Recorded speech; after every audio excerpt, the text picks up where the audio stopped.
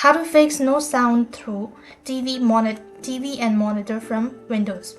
Hi everybody, welcome back to our channel. In this video, I'll show you the procedure to fix no sound through your TV or monitor from Windows.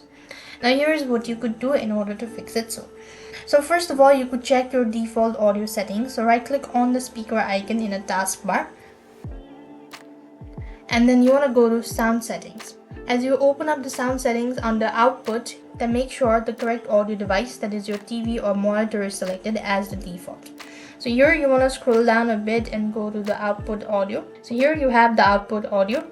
So you want to go ahead and select add a new device if you have so, and try doing this and see whether that will be able to fix the issue or not.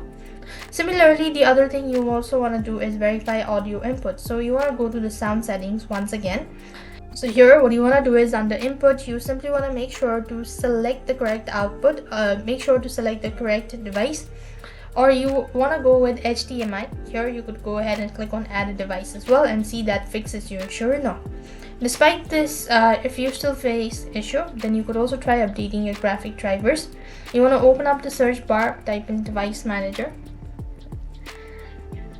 and open up the control center. After which here you could see the graphic drivers, or you could go with display adapters as well, or you just want to go with the graphic drivers. So you could right click on it, you could go and scan for it. So here you have this audio input, right? You want to go there and you double click on it and select whether there needs to be an update or not. This could be able to help you out. Likewise, what you could also do is, if the issue still persists on, you could also check the connections and volume. Ensure that all cables HDMI are properly connected to both your computer as well as TV and monitor. You could also try verifying that the TV or monitor's volume is not mute and is turned up for a reasonable once. Now here you could also try going with basic steps, that is resetting or restarting your computer, or consider using a HDMI audio extractor. That should be able to help.